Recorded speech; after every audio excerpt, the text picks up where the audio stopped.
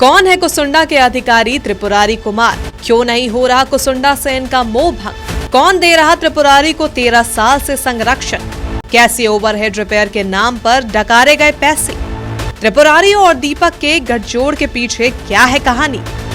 हम भी लूटी तू भी लूटा, लूटे के आजादी बा। 13 साल से हम लूटत बानी, केकरा आंख में पानी। इसे सुनकर आप समझ गए होंगे कि मामला 13 साल लूटने की आजादी और इसे देखने की किसी को फुर्सत नहीं से जुड़ा है। कानून जाए तेल लेने, किसी को कोई फर्क नहीं पड़ता। आइए आपको हम समझाते हैं कि जिसे आप पहेली समझ रहे हैं वह पहेली नहीं, बल्कि बीसीसीएल के कुसुंडा एरिया से जुड़ा हुआ एक वास्तविक कहानी। त्रिपुरारी कुमार कुसुंडा एरिया में पदस्थापित है और पिछले 13 वर्षों से भ्रष्टाचार की गंगा बहा रहे, जैसा की आरोप है। त्रिपुरारी वहाँ कई विभागों के नोडल पदाधिकारी भी रहे, जो कि विजिलेंस के नियमों को सीधा सीधा ठेंगा दिखाना है। अब चले थोड़ा त्रिपुरारी के कार्य क्षेत्र की ओर। श्रीमान कुसुंडा एरिया में इन्होंने ओवरहेड लाइन के रिपेयरिंग के नाम पर लाखों रुपए फर्जी तरीके से उठा ली, वो भी ठेकेदार से गांठ जोड़कर। सबसे आश्चर्य करने वाली बात यह है कि जब इन्होंने ओवरहेड लाइन के रिपेयर के नाम पर पैसे उठाए, लेकिन रिपेयरिंग वास्तविक तौर पर कहीं हुआ ही नहीं। अब आपको लगेगा कि हम ऐसे दावे कैसे कर रहे हैं कि रिपेयरिंग हुई या नहीं। सबसे पहले किसी भी ओवरहेड लाइन के रिपेयरिंग के वक्त बिजली शटडाउन लेना पड़ता है और उसके लिए किसी पदाधिकारी की परमिशन लेनी होती है। बजाबते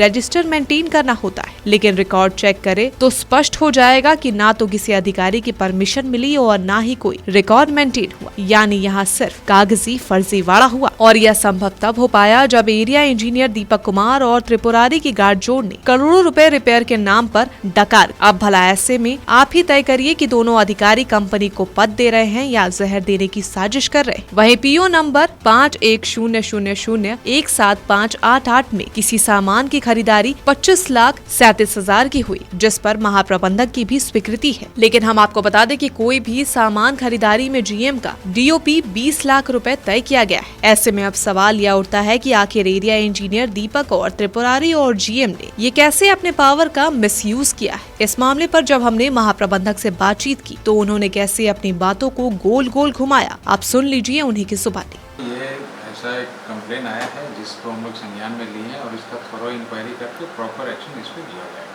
ये तो मतलब इंक्वायरी में आएगा ही, जो भी इसमें एक बार इंक्वायरी होगी तो ये सारा चीज़ जो भी प्रक्रिया है उसको फॉलो हुआ नहीं हुआ वो सारा उसके बाद ही क्लियर होगा। वो एक बार इसीलिए बोला ना कि बिना इंक्वायरी का तुरंत में हम कुछ बोले स्टेटमेंट करो, ये एक बार इंक्वायरी हो जाने दीजिए और अकॉर्डिंगली एक्शन। तो आपने सुन लिया महाप्रबंधक के बयान। ऐसे में आप खुद तय कर सकते हैं कि इनके बात में कितनी सच्चाई झलक रही है। लेकिन त्रिपुरारी और दीपक के हाथ फंस गए, और हाथ फंस गया है तो गला भी फंसना तय। अगर बीसीसीएल के सीएमडी और सतर्कता विभाग सही से मामले की जांच करे तो भ्रष्टाचार की परत दर पर कहानियां कुसुंडा एरिया से जरूर खुलेंगी। Sanjana Singh, Koylanchal live desk.